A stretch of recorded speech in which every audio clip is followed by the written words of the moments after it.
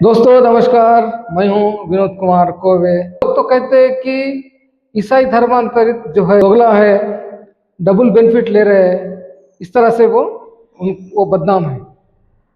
मगर वो लोग कहते हैं कि हम नहीं ले रहे, हम दोगला बेनिफिट नहीं ले रहे, हम तो सिर्फ चर्च जा रहे हैं, ऐसा वो कहते हैं। हमारी संस्कृति वही है, ये है वो है, कुछ से कहते हैं। तो देखिए दोस्तों, आज अपन थोड़ा सा विस्तार से बात करेंगे कि इन लोगों की वजह से कैसा फंड, इंडिया का जो फंड है वो मिस अप्रोप्रिएट भी हो रहा है, और ये किस तरह से दोगला बेनिफिट लेने से जो जेन्युइन ट्राइब्स है उनको किस तरह से कठिनाइयों का सामना करना पड़ा है और उनके साथ कैसा अन्याय हो रहा है, आज अपन बात करेंगे।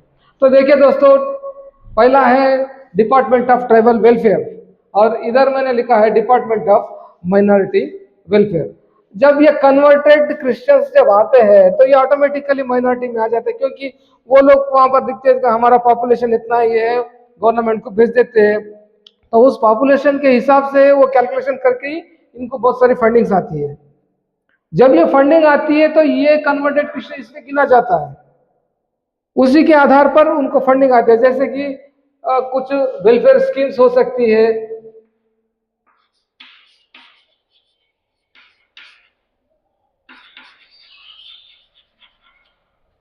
साथ साथ एम्पावरमेंट स्कीम हो सकती है,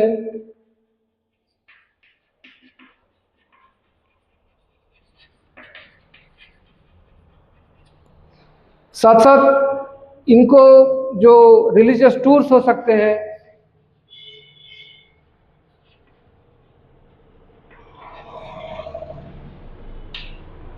रिलीजियस टूर्स के साथ साथ ये जो मिशनरीज में पढ़ेंगे या कहीं और हायर एजुकेशन में जाएंगे तो इनको स्टाइपेंड भी दिया जाता है। तो इस तरह से हर प्रकार का उनको जो भी गवर्नमेंट ऑफ इंडिया के थ्रू से, जो डिपार्टमेंट ऑफ माइनॉरिटी की ओर से जो भी आएगा, स्टाइपेंड हो सकती है, कुछ भी welfare scheme, empowerment scheme, what ever it is, जो कुछ भी होता है, इनको इनमें कंसिडर करने के बाद भी वही कैलकुलेशन करके इनको फंड आता है। इसके साथ साथ इनको फॉरेन फंड भी आता है। फॉरेन फंड भी उसी की तरह आता है कि भाई ये चैरिटी की तरह आता है, कि जैसे कि आप हेल्थ में चैरिटी करो, आप एम्पावरमेंट में चैरिटी करो, और आप एजुकेशन में चैरिटी करो, बोलकर ये आता है।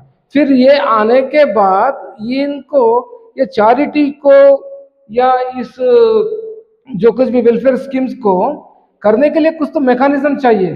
तो वो मैकेनिज्म जो है, जो इधर से फॉरेन का जो मैकेनिज्म, जो फंड आता है फॉरेन का, उसको करने के लिए ग्राउंड लेवल में उतारने के लिए मैकेनिज्म की जरूरत है। फिर मैकेनिज्म अपॉइंटमेंट कौन करेगा? यही लोग करेंगे। तो इनको अपॉइंटमेंट्स भी हो जाते हैं,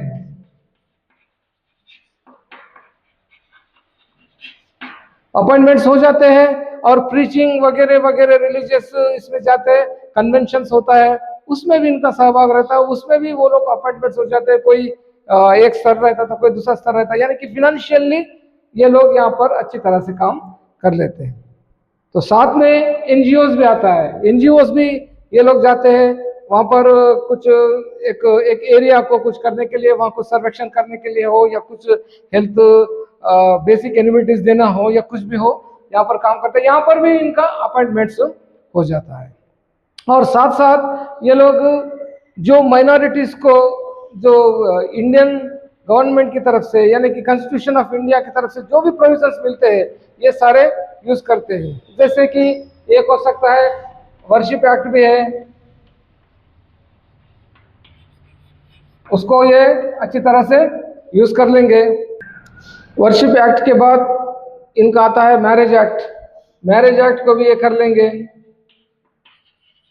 यानी जो कुछ भी रजिस्ट्रेशन रहेंगी, जो कुछ भी होगा, इनके मैरिज एक्ट के साथ भी होगा। इसके साथ साथ तो फ्रीडम ऑफ रिलीजन का भी इस्तेमाल करेंगे।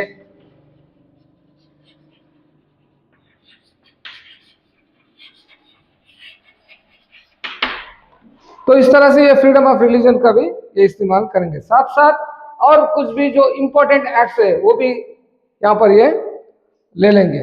तो मतलब ये सभी जो गवर्नमेंट ऑफ इंडिया हो, या फॉरेन फंड हो, या एनजीओ हो, किस बेस पर इनको फंडिंग करता है? इनको फंडिंग करता है ये कन्वर्टेड क्रिश्चियंस, उनका जो पॉपुलेशन के हिसाब से ही उनको जो पॉपुलेशन जो रहता है उसके रेशियो के हिसाब से ही गवर्नमेंट ऑफ इंडिया भी इनको ये देता है। ये हो गई सुबह की बात। जैसे ही ये शाम हो जाती है ये फिर से ट्राइबल वेलफेयर की तरफ आ जाते हैं। जैसे ही ट्राइबल वेलफेयर की तरफ आ जाते हैं तो यहाँ पर जैसे कि गवर्नमेंट अपॉइंटमेंट्स जो भी रहते हैं गवर्नमेंट के थ्रू जो अपॉइंटमेंट्स आते हैं उन पर भी वो कब्जा कर लेते हैं। साथ साथ welfare schemes,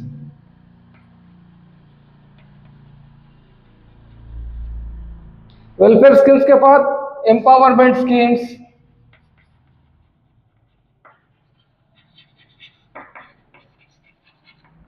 self employment schemes,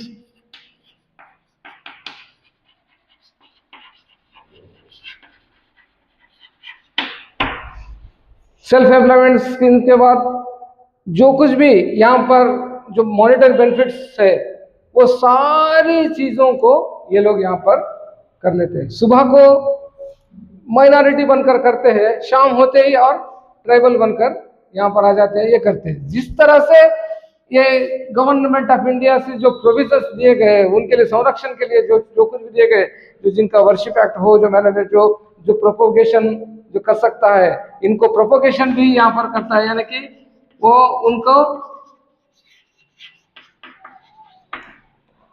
उनके रिलीजियस फीलिंग्स को, उनके रिलीजियस फेथ को वो प्रोपोगेशन भी करते हैं।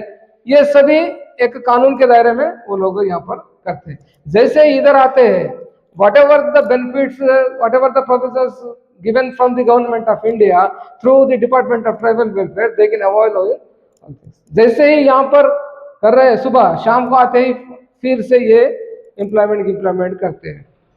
हमारे लोग मुंह फाड़ के रह जाते हैं, ये आके उनका मुंह का निवाला छीन के ले जाते हैं। साथ साथ यहाँ पर जिस तरह से ये एक्ट्स को यूज करते हैं, जो कॉन्स्टिट्यूशनल प्रोविजंस है, जो एक्ट्स है जो गवर्नमेंट ऑफ इंडिया देता है, उसी तरह इधर आके इधर भी एट्रोसिटीज एक्ट को भी ये अच्छी तरह से इस्तेमाल कर लेते हैं। इसके साथ साथ यहाँ पर पैसा का भी ये लोग बढ़िया से इस्तेमाल करते हैं। इधर जिस तरह से फ्रीडम ऑफ प्रोपोगेशन ये सब करते हैं और इधर आते ही और पैसा का भी कर लेते हैं। और आखिरी में आकर ये लोग 5th schedule and 6th schedule का भी 5th schedule and 6th schedule के प्रोविजंस भी ये वो करते हैं। अब कुछ बोलते हैं कि भाई ये ऐसा कैसा, हम लोग तो कुछ नहीं कर रहे हैं, हम तो सिर्फ चर्च कहाँ जा रहे हो? तुम जा रहे हो, तुम्हारा वहां पर एनुमरेशन हो रहा है, उस नंबरिंग के वजह से आपको पूरी फंडिंग्स मिल रही है और आप प्रोपोगेशन कर रहे हो, आप फ्रीडम ऑफ रिलीजन वहां पर यूज कर रहे हो, आप मैरिज एक्ट में अपना रजिस्ट्रेशन कर ले रहे हो, वर्शिप एक्ट के साथ कुछ ना कुछ वहां पर चर्चे वर्चे ये सब बना ले रहे हो, ये पूरा कर रहे हो। आपके अपॉइंटमेंट्स आपके एजुकेशन सिस्टम में, आपके चैरिटी सिस्टम में, आपके हेल्थ केयर सिस्टम में हो रहा है। आपको गवर्नमेंट की तरफ से माइनॉरिटीज का स्टाइपेंड मिल रहा है, हायर एजुकेशन के लिए आपको भेजा जा रहा है, और रिलीजियस टूर्स भी भेजा जा रहा है। जेरूसलम जा रहे हो, आप वेटिकन जा रहे हो, एम्पावरमेंट स्कीम्स जो माइनॉरिटीज के लिए है वो भी आपको गवर्नमेंट दे रही है, वेलफेयर स्कीम दे रही है, माइनॉरिटी वेलफेयर डिपार्टमेंट से सब कुछ मिल रहा है।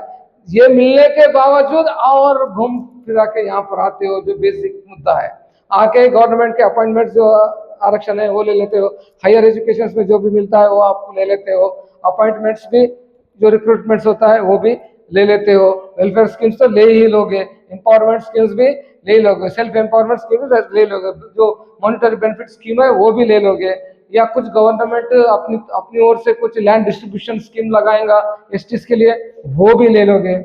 साथ साथ जो रिमेडीज है, जो कॉन्स्टिट्यूशनल रिमेडीज है, वो भी आप ले लोगे। एट्रोसिटीज एक्ट का भी उपयोग करोगे, जब तो आप माइनॉरिटी हो, आपको स्पेशल प्रोविजन है। इधर आके फुजुल में कोई आपके विरुद्ध बात करेगा तो उसको निपटा दोगे एट्रोसिटी डालकर फोकट में।